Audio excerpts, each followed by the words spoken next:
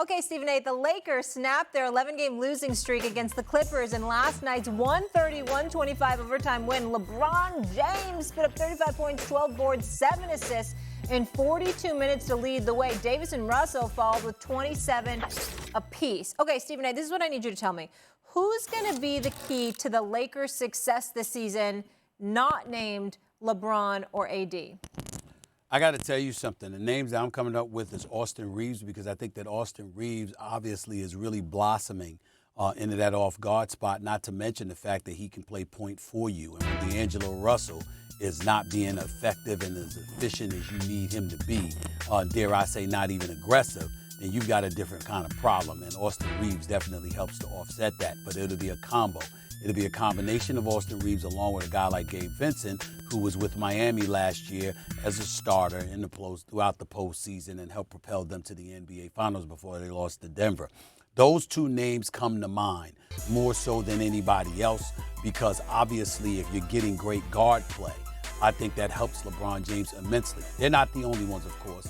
Christian Wood and Jackson Hayes and being formidable, whether it's a presence defensively in terms of rebounding, blocking shots, putting in some points when they had the rare opportunity to do so. That would definitely help spell for Anthony Davis. We get that. And that will enable him not to be playing against some of those bigger physical players that could ultimately find himself getting injured. But in the end, I think guard play is where it all starts and ends. If you don't have somebody in that backcourt that's making things happen to help LeBron James out, then as far as I'm concerned, it comes down to LeBron James and Anthony Davis or their bigs, and that's not going to be enough. You need guard play, and that's where Austin Reaves and Gabe Vincent come into play. Stephen A., you said before the season started that you felt like they could win the West if AD played like AD. Do you really still believe that? I really do. I really do. I'm not saying they should be the favorites over Denver. I'm certainly not saying that because Jokic is something special. He can't jump onto a curb and you can't stop him. There's nothing you can do because he's just so phenomenal.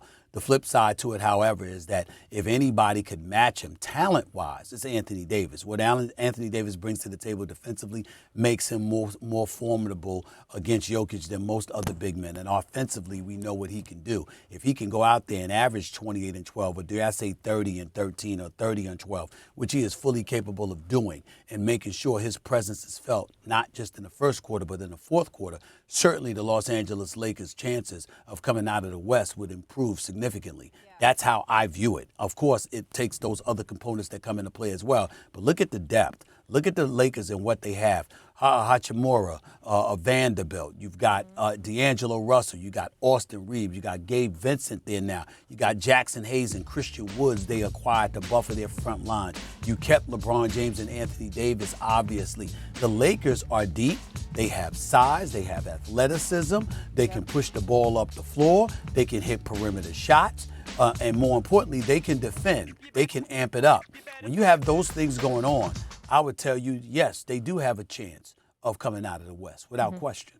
Yeah, and they snapped an 11-game losing streak against the Clippers. It's actually pretty unbelievable. Let's stay in the West, Stephen A., and as you would say, right now it's just Elvis murals in Memphis. Things aren't looking good. After last night's 133-109 loss to the Jazz, the Grizzlies, Stephen A., they're 0-5. They're the only winless team in the NBA, and as we all know, they're without Ja Morant, who's still serving that 25-game suspension, and Steven Adams, who suffered a season-ending injury. But S.A., what's the biggest takeaway for you from this Grizzlies 0-5 start? Ja Morant, not just his significance and the fact that they win 64% of their games when he's on the basketball court. It has me thinking about him on a personal level. You see, at the end of the day, you were the man, and you were a superstar, and you were getting paid. And no, you did not commit a crime. Let's get that straight. You did not commit a crime. You didn't break any laws, particularly in the state of Tennessee when it comes to gun possession and what have you. But at the end of the day, the NBA told you what they needed you to do and how they needed you to conduct yourself because guess what? They're an iconic brand, and this is how they run their business, and they don't want their bottom line compromised. You didn't listen, and as a result, you got suspended for 25 games. So now a bunch of brothers in Memphis got to go on the court without their dude, without their superstar talent that they literally lean on night in and night out. You are home watching games because you didn't know how to act. I mean, that's really what this comes down to. I love Ja Morant. He's a treasure to watch.